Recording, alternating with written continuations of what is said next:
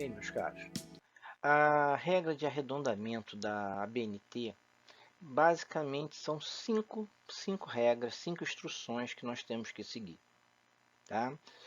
Nós vamos ver as duas mais comuns primeiro, que acho que já é de conhecimento da enorme maioria das pessoas.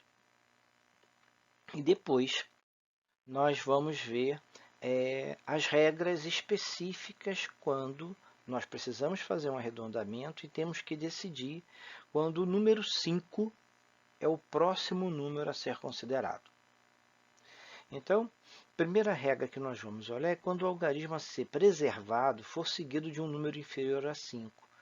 É uma regra bastante conhecida, que quando você deseja arredondar num determinado número, no caso aqui, ó, o 4 que está destacado, né? Ele é que tem que ser preservado. E eu olho o número seguinte, não são os outros todos que vêm, é o número seguinte. E esse número seguinte é menor que 5, eu mantenho o valor que eu quero ser preservado. Então, aqui ó, eu queria preservar o 4. Como o que vem após ele é menor que 5, 1,34. Já quando o algarismo a ser preservado for seguido de outro que é superior ao 5, nós temos que fazer desta forma aqui. Ó. Eu quero preservar o 2, a posição do 2.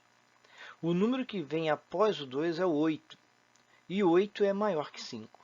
Nesse caso, nós vamos adicionar 1 ao valor que está na posição que tem que ser preservada. Como é o 2, eu estou adicionando 1, vai para 3. Então, o número 46281, onde a posição a ser preservada é a posição do 2, e o número seguinte é o 8, ele é arredondado para 4,63. E agora, nós vamos ver as três regras que a BNT nos apresenta quando o número após a posição que nós queremos preservar o algarismo, ele é o 5. Ele não é um número maior que 5, ele não é um número menor que 5. Ele é o 5. A primeira regra nesta condição, quando o algarismo a ser preservado ele é seguido de 5, porém, após esse 5, né, em algum ponto depois dele, existe um algarismo diferente de zero. Existe um algarismo não nulo. Então, aqui ó, eu tenho esse número, quero preservar o 4. Após o 4 vem o número 5. Quando isso ocorre, eu vou olhar o que vem após o 5. Se após o 5, em algum lugar, vier um algarismo diferente de zero, ou seja, um algarismo não nulo, como o caso aqui tem o 3, eu adiciono 1 à posição onde está o algarismo que eu quero preservar.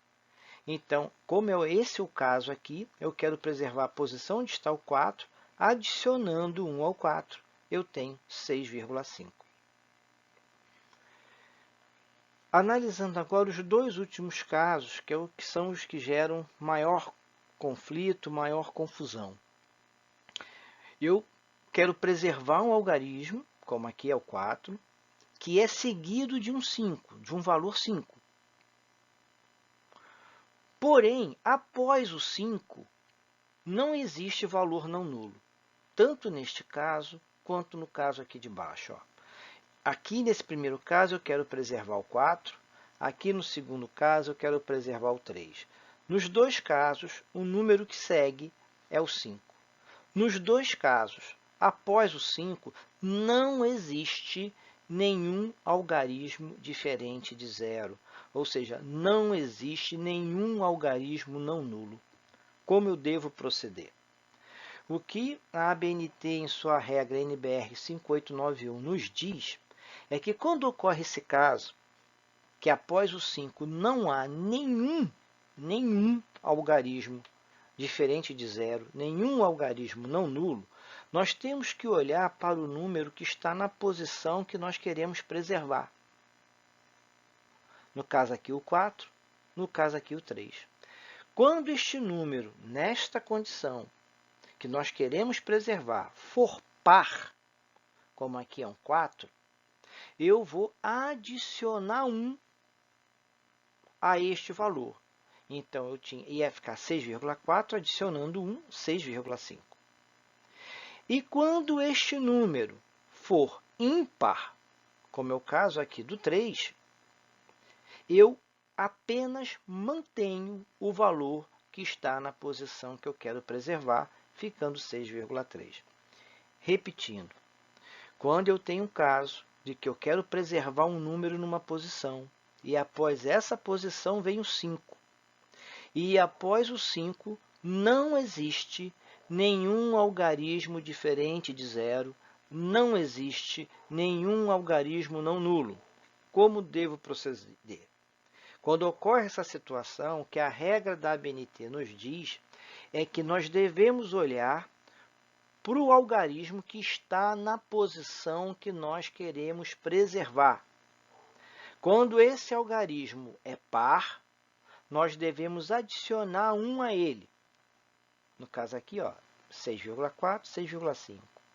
E quando esse algarismo for ímpar, nós devemos mantê-lo. 6,3 permaneceu 6,3.